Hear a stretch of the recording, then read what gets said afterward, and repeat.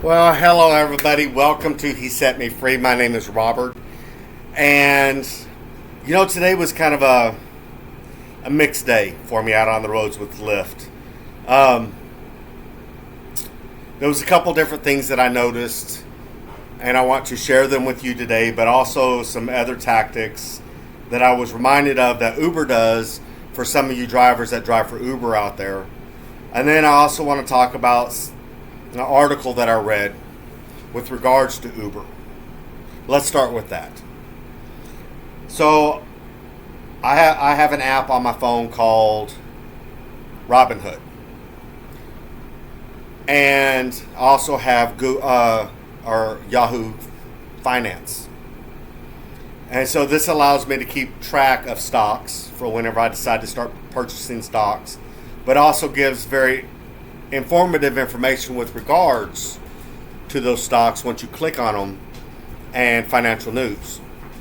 So apparently for the past few days, Uber stocks have been dropping. I now know why. Because they did not make any profit during the first quarter. In other words, they lost money. Now there could be a couple different reasons for this. Their price hikes starting in the third quarter of last year is starting to take its toll, and people are unwilling to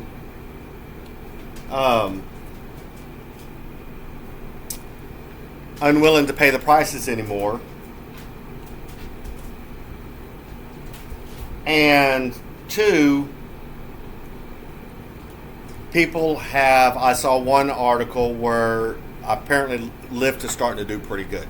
So passengers it would appear passengers could be abandoning Uber and moving over to Lyft because of the prices are better, because Uber's been gouging passengers since the third quarter of last year. Or actually it would be the fourth quarter.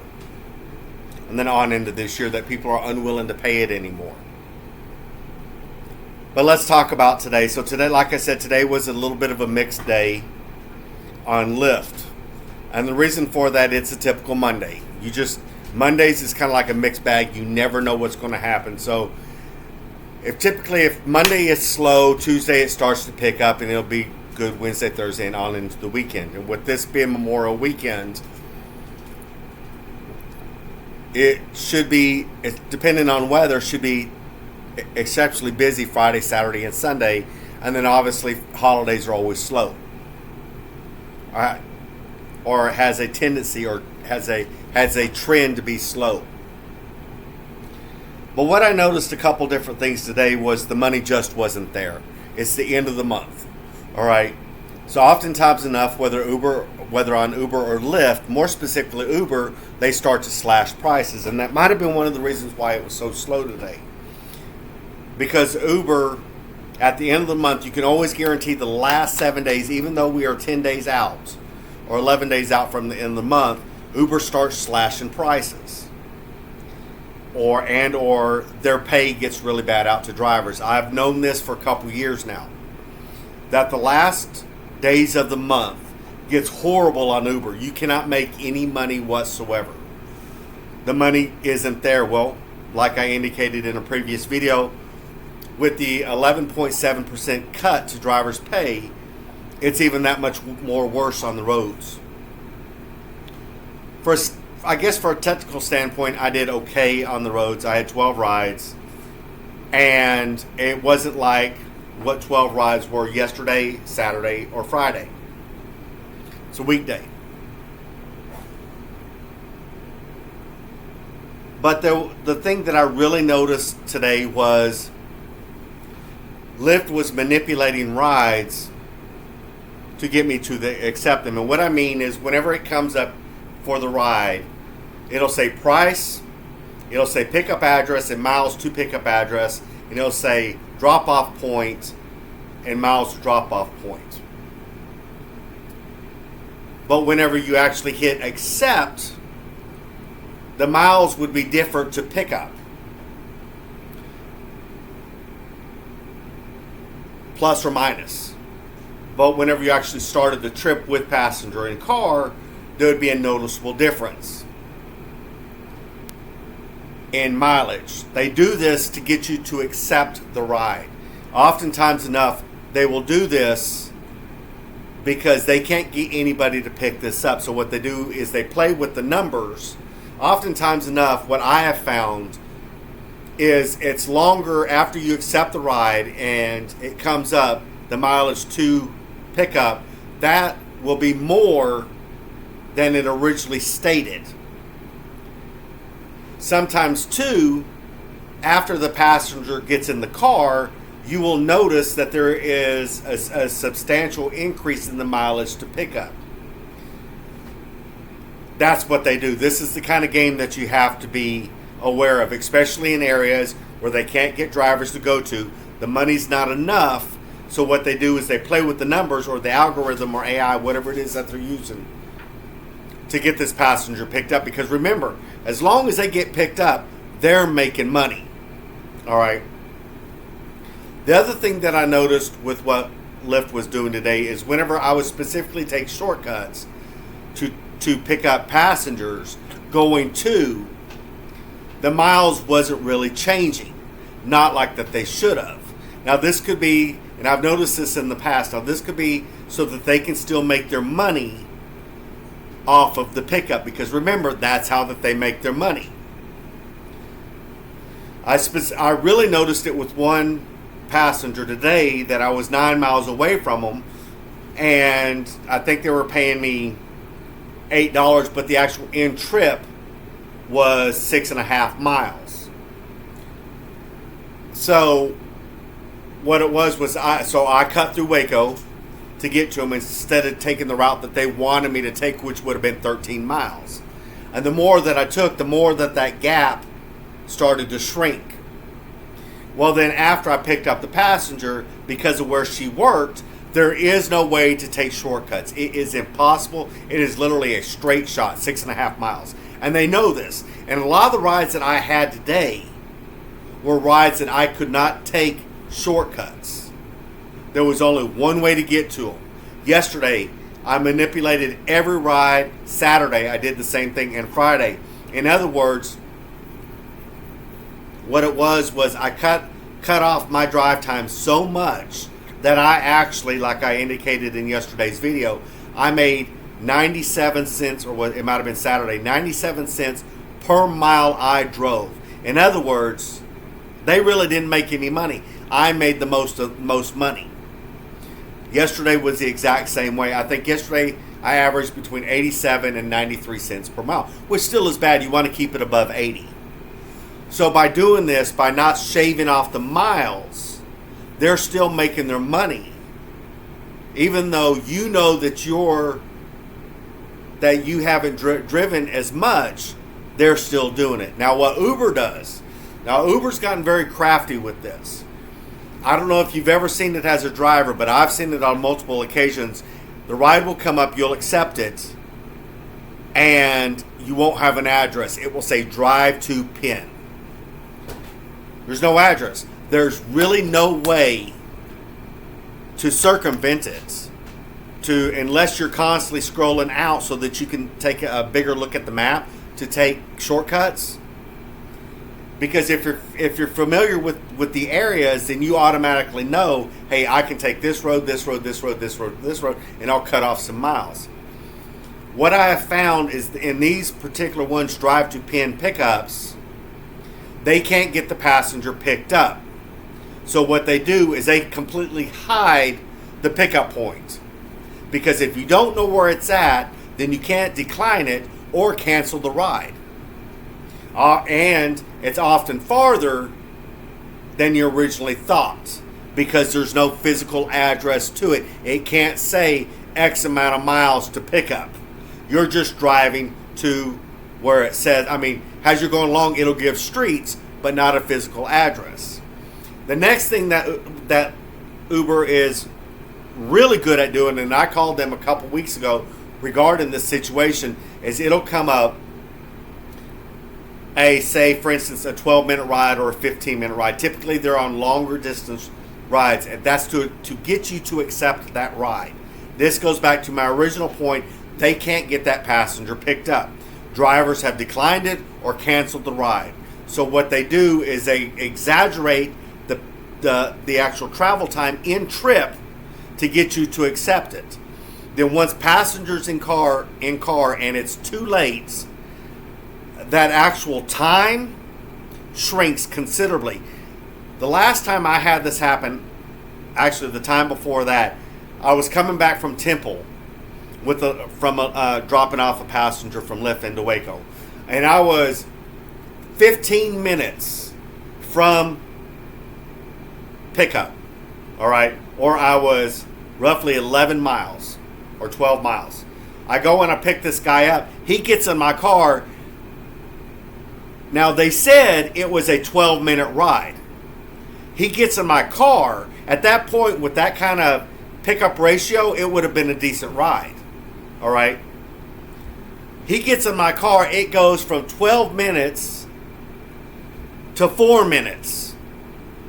It was a $3.48 ride. Actually, it was $3.34 rate. I didn't even get a long-distance pickup fee because anything under 2.5 miles, they do not pay for long-distance pickup. They will entice you with verbiage that says premium pickup likely.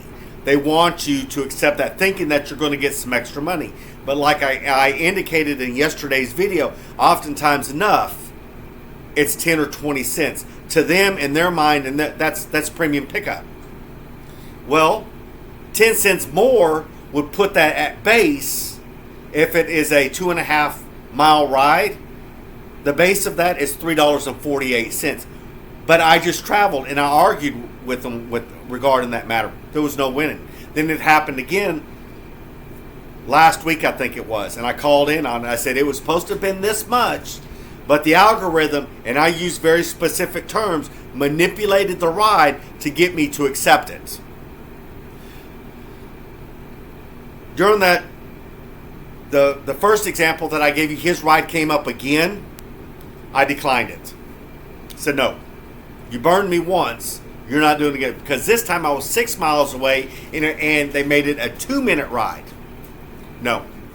But like I said in yesterday's video, Uber has no problem in sending a driver 12 minutes away to pay them $3. And with that kind of ride, $3.34.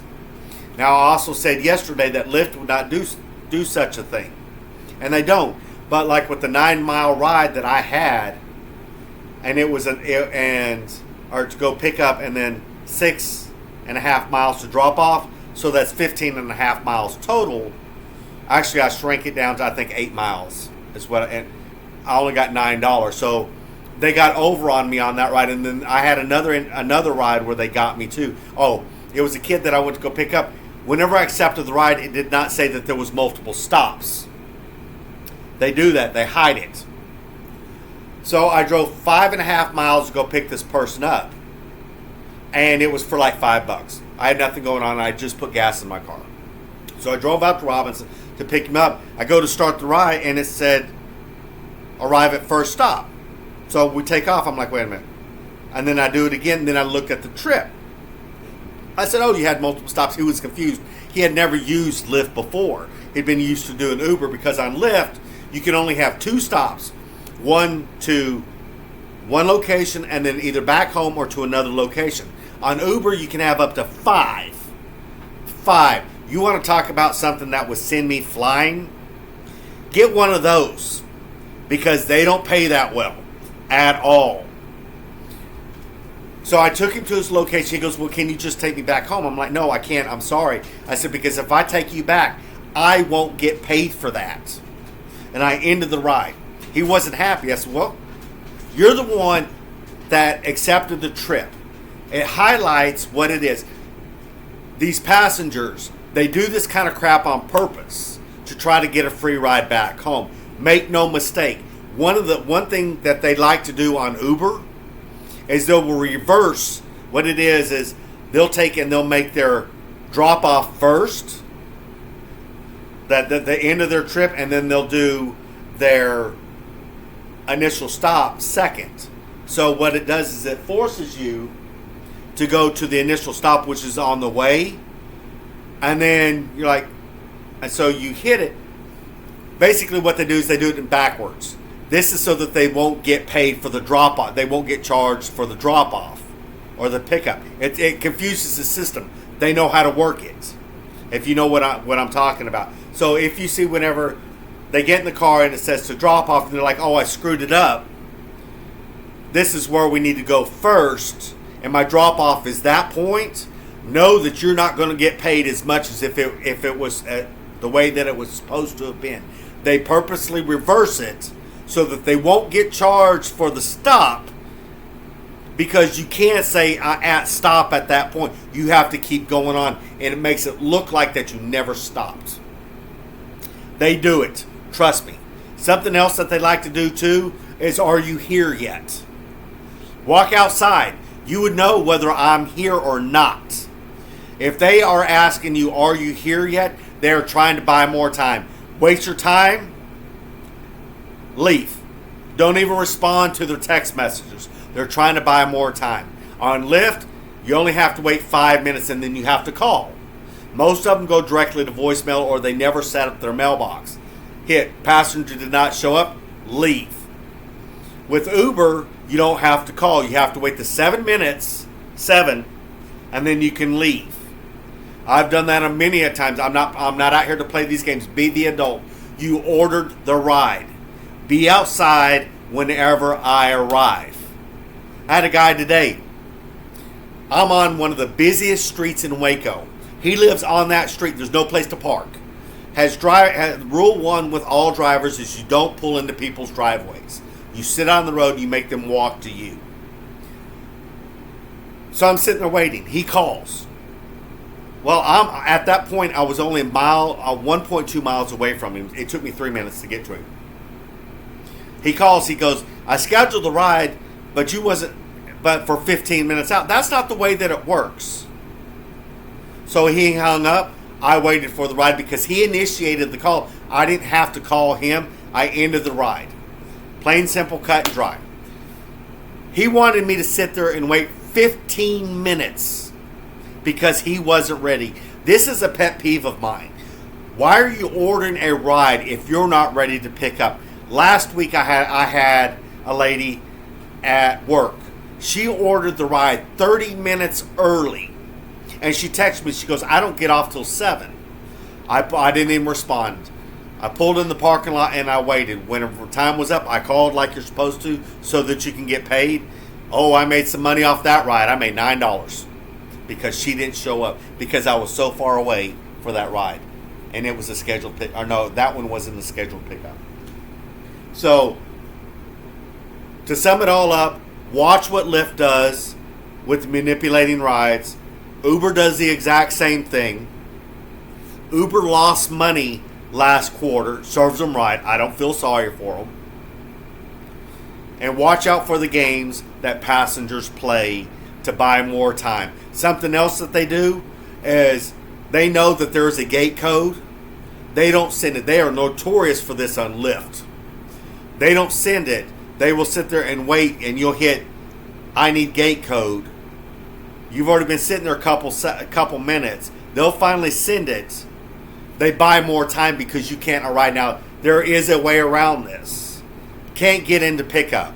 Hit it. That forces them to send you a gate code, and that starts the clock. Or it'll ask you arrive anyway. Say can't get into the gate code, or passenger will walk to me. Their clock starts ticking. And if you don't get paid, get a hold of Lyft support and say, the passenger would not give me a gate code. I called. They did not respond. I need to be paid. And they will pay you. All right? Hey, everybody. I hope everybody has a blessed day. Keep everything that I inform you about whenever you're out working the roads. Be mindful of what passengers do, the tricks that Uber and Lyft does. And be safe out there. And until next time, see y'all later.